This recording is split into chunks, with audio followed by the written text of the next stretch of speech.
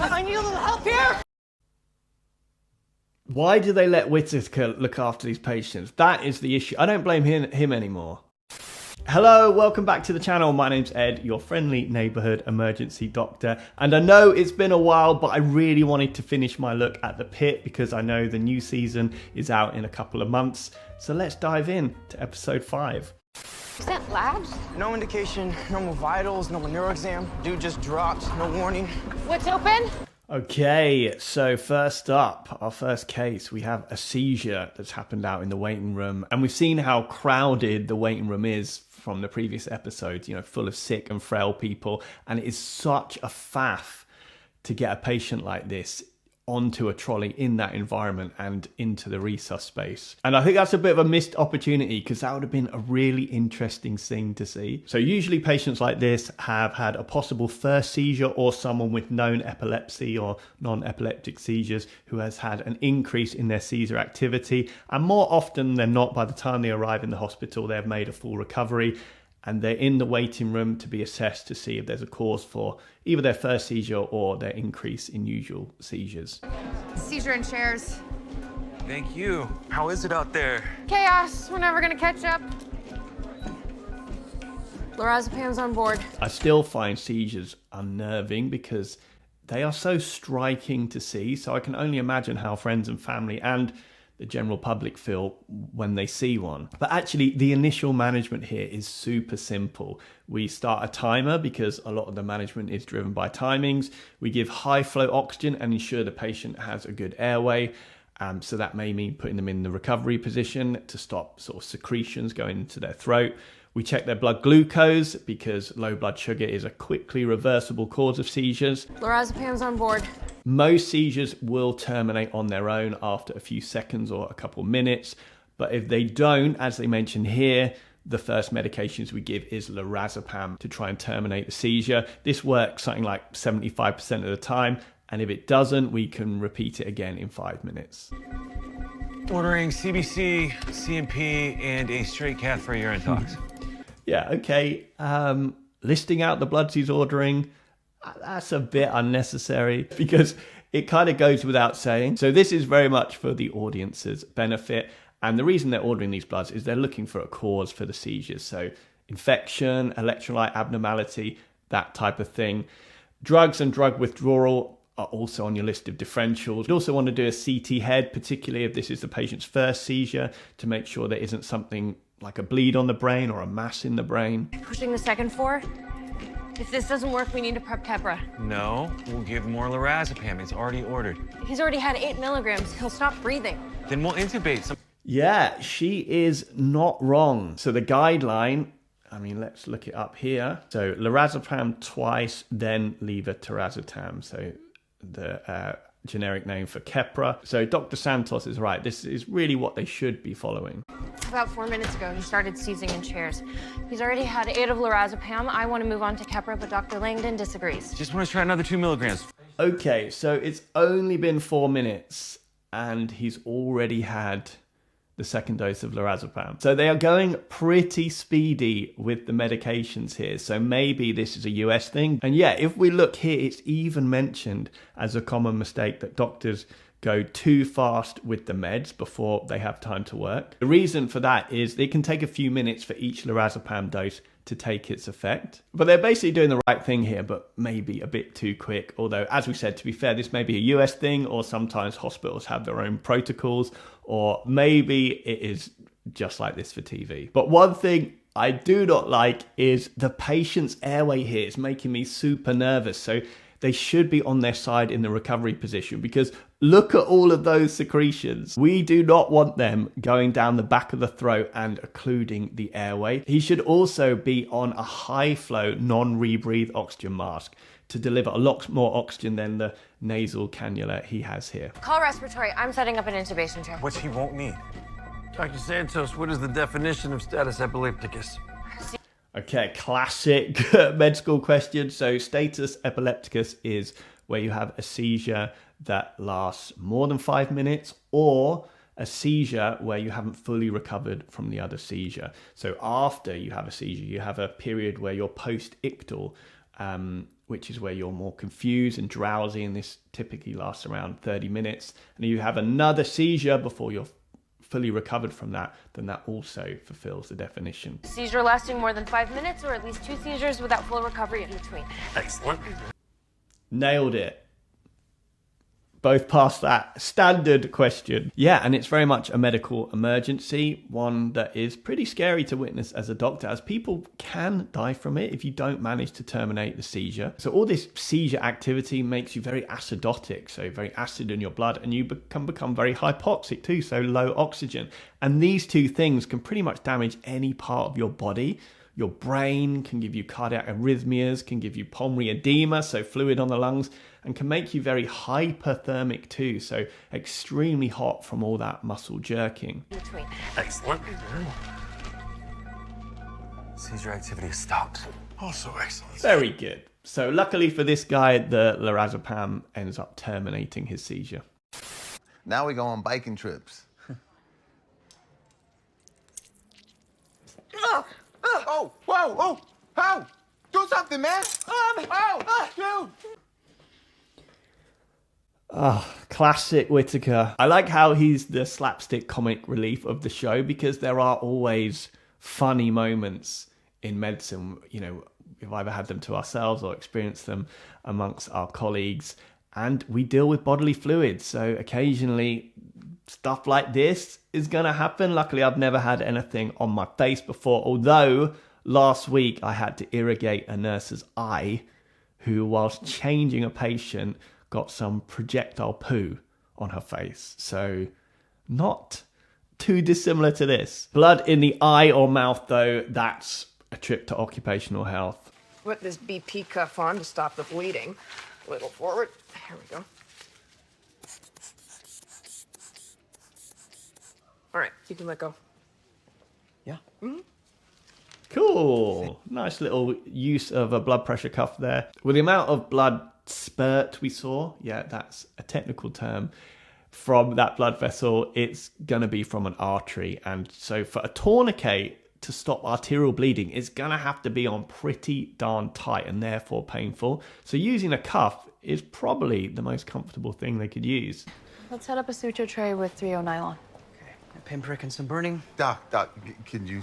Okay, why is Whittaker still helping with this patient? He has effectively become a patient himself because he needs to wash his face and his mouth and irrigate his eye. Blood in the eye or mouth is at risk of transmission of blood-borne viruses like Hep B and C and HIV. So we'd also need to consent the patient to have their blood taken to check he doesn't have any of these viruses in his blood. And we'd also take a baseline blood test from Whittaker, and you'd want to risk stratify that exposure to whether Whittaker should take some post-exposure prophylactic medications. Can someone please help? It's my mother. She fell. What happened? I fell in the yard, hurt my arm. That's all. So we have a patient that just kind of randomly rocks up from the ambulance queue. You've got to be kind of careful when stuff like this happens, because as much as you want to help, you want to make sure that things are done properly. So you'd want to get this patient to the triage nurse so they get their obs done, get them booked in properly, and go from there. What's your name? Ginger Kitajima. I'm her daughter, Rita. Ginger, did you hit your head? No. Any chance she could have fainted? Yeah, nice. I like that they've explored the possibility of a head injury. Unwitnessed falls in the elderly, low threshold for scanning the head, because as we get older, our brain shrinks, and so we have more brain to move around inside the skull, and that can tear off some of the bridging veins that go through the lining of the brain. Just an isolated shoulder injury. You have any pain in your belly? No, but next time buy me dinner before you do that. Dr. Robbie with the classic polite patient laugh there. Do it myself daily. So once you get her into the examination room, you want to do a secondary survey too, basically squeezing every part of the body to see if there's pain and therefore the possibility of a fracture. And elderly patients can really catch you out because they get injured more easily, and they don't also tend to complain much either. They tend not to want to cause a fuss, or they just kind of push through the pain. Call me when the x-rays are back. Your mom's in very good hands. You're leaving so soon? Oh, I'm never far away. I'll save a dance for you. I'll be counting on it. Oh, Dr. Robbie, you old smoothie. What happened to him? Stressed out 18-year-old took some pills off the internet to help him sleep. They were laced with fentanyl. I mean, important lesson to mention to young people, but also not very good patient confidentiality. You shouldn't really be discussing that patient in front of us, essentially another member of staff's family. I know I'm a doctor, right? How bad could it be? But I used to be an addict. Even lost custody of my kid. So Dr. McKay here talks about her addiction issues. Yeah, despite us knowing the risks and seeing the damage, doctors have an increased risk of alcoholism as well as other problems like relationship breakdowns, mental health problems, depression and suicide. But yeah, doctors with addiction issues, alcohol is the most commonly abused drug. Although in anaesthetists, so the doctors that have access to drugs that are most likely to be used recreationally, they're more likely to abuse them than alcohol. And you might think that's quite odd because we are well educated, we know the risks, but are still more likely to abuse alcohol. And that's often put down to the stresses of working in medicine. And like lots of addicts, there may be a lot of shame in admitting their problems, but also a fear about how negatively it might affect your career. Yeah. I went through some really dark times before I finally got help. And I've been sober now. 9 years, 5 months, and 11 days. It's nice that she's sharing with the patient here her lived experience, because I think many patients may feel like we judge them because of their problems and treat them differently. Clearly, Dr. McKay has come like the other side of her problems, or she's learning to manage her problems. And that has actually made her more of an empathetic doctor, particularly to patients who are also struggling with addiction. And I'm sure many of us doctors who have been on the other side when we've been a patient in any capacity have learned a lot from that experience. Certainly I have. It looks like you sustained a proximal humerus fracture on the left upper arm. There goes my back pen. So yeah, we have a confirmed fracture of the humerus on the x-ray. And trust me, this is realistic in the elderly. Coming in, not really complaining of anything because they can hide the pain so well. Just a few months ago, I had a woman who had had a fall, complaining of a bit of pain on the side of her chest. She thought it was a bit of bruising. On x-ray, she had 4 rib fractures and a hemothorax too. And usually we get patients say they have a high pain threshold. Spoilers, everyone says they've got a high pain threshold. But in the elderly, it's definitely true, and they won't make a fuss. They'll just sit there with fractures, sometimes not even wanting pain relief. Travis Johnson, 17, had a tonsillectomy 10 days ago at St. Michael's. Started spitting blood about an hour ago. Good vitals. Hey, Travis, I'm Dr. Robbie. How much blood? Okay, so post-tonsillectomy bleed, absolute nightmare to get. Tonsillectomy, so tonsils are the immune glands at both sides of the back of your throat, and ectomy means they've been removed, and they are usually removed due to recurrent infections. A post-tonsillectomy bleed is a nightmare because it's potentially both an airway problem, the bleeding going into the airway, and a circulation problem. You can lose a lot of blood from it. They only occur in around about 5% of these operations, and luckily they're usually quite mild and resolve on their own. This one here would be classified as a secondary hemorrhage because it's happened after 24 hours of the operation, and these typically actually present on day 5 to 10, and this is a result of that initial clot from the operation breaking down. Hey, Whittaker, Jesse. Got a post-tonsillectomy hemorrhage. Nebulized TXA, quick as you can. Let's go. Trauma 2. Go. Nebulized TXA, that is a new one for me. Every day is a school day.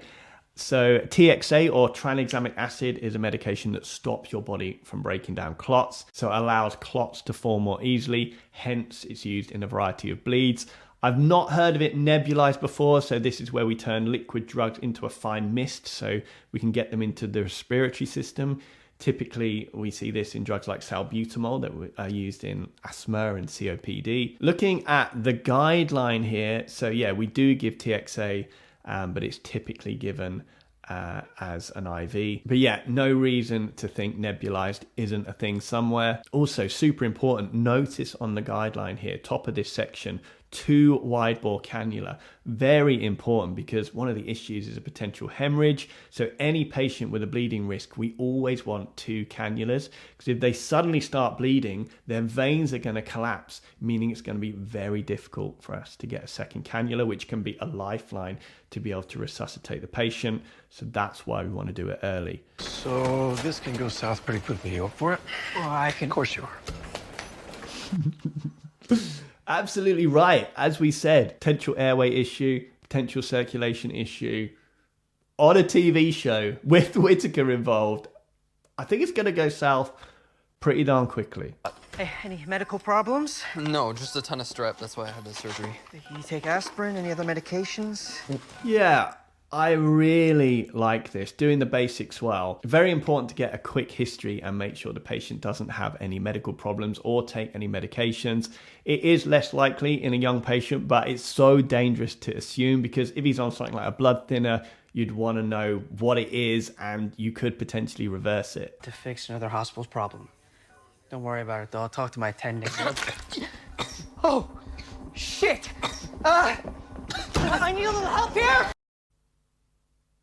Why do they let Whitaker look after these patients? That is the issue. I don't blame him anymore. I mean, it's another trip to Occupational Health and another new set of scrubs. Oh, and also the patient's probably in a lot of trouble too. Let's not forget that. And our prediction of things going south pretty quickly is bang on.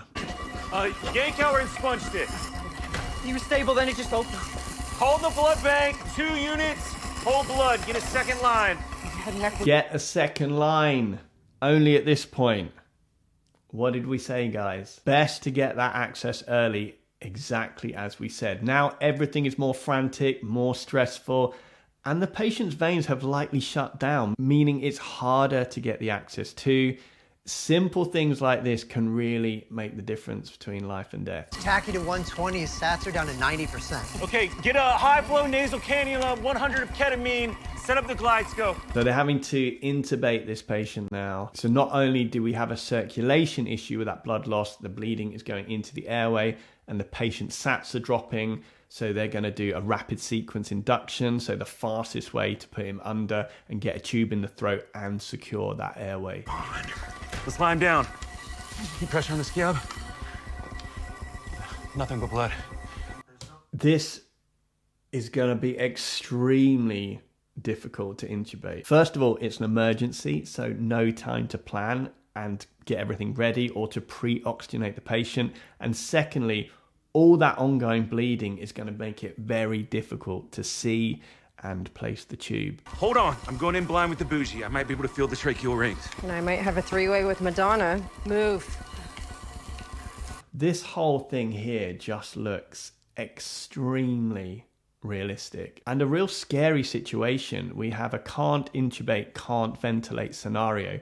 And so after a couple attempts, we should be doing an emergency surgical cricothyroidotomy, where we make an incision in the cricothyroid membrane, and you can feel this membrane on yourself. So if you've got your big laryngeal prominence, so that's the bit of cartilage that sticks out from your thyroid cartilage. If you go a little bit lower down, there's a dent before you get to the cricoid cartilage below it, and it's actually in that dent that we go. So we make an incision here with a scalpel and place the tube directly into the trachea. So that's 90. No time to play MacGyver with this kid. Time to crike. That'd be quick. You got 1 shot, and then I cut. I think the surgical reg here is doing a really good job. I think many viewers may disagree and think she's being annoying. She's almost like the antagonist in this scene. You need her to be vocal and to let the team know it's only appropriate for them to have one more airway attempt. And so she's helping Dr. Robbie and Dr. Langdon with their situational awareness. They are in danger of becoming task fixated on trying to get that airway in and lose sight of what's happening with the patient's vitals. So her letting them know that she is ready to do that emergency surgical airway, I think it's really good teamwork. Curling up. So that's down to 89. Guys, this is not working. Just give me a second. Until you rest? Oh my God, I'm gonna lose another patient. Stop, Whitaker. He's got this. So tense. These moments when you're trying to do a difficult procedure like this, they feel this tense in the room. It's actually almost better when you're the one doing the procedure, because when you're watching it, it's almost worse. It seems like it takes forever and you're just willing the person on, and there's this uncertainty about what's potentially going to happen next. 84, we need to bag him. Still not seeing it. Stop spinning like crazy. Okay, we're done playing doctor. Lose the wire. I'm cracking this kid. All right, we tried. I'm sorry. Oh, so tense. Bag him. Balloons up. Yellow on CO2, that's good. That is very... Oh, never in doubt. They end up getting an airway using a retrograde tracheal intubation. No idea what that is. I mean, they explain it beautifully in the show, so now I've heard of it. No doubt this does actually exist, so realistic in that sense, but it's probably so rare that even it just appearing in the show is unrealistic. But obviously, that's what makes great TV. And there you go, my breakdown of the award-winning The Pitt episode 5. 2 cracking cases there with the seizure and the post-tonsillectomy bleed, and really good revision for me too. So what did you think of this one, and anything that I talked about that you want to add to? Yeah, let me know in the comments. And so thank you if you've watched this far in the video, and for all the support on the channel. If you have enjoyed this video, then please give it a like and consider subscribing too. Also, last week I released a medical themed song. Thank you to everyone that watched that and commented on the video. Please check it out if you haven't. I'll play a little bit at the end of this video. I also did some merch. The song's called That Juicy Vein. So on that very self-promotional bombshell, I hope you're all well, and I'll be back soon. Hooray, now I'll be feeling vibes for a day. I'm the blood taker, G-O-A-T. All the other quacks have posters of me. So Dr. Dre, let me see your degree, cause you don't wanna know what's a D-R-E. That is a juicy vein, vein, vein. Is a juicy vein, vein, vein. Is a juicy vein.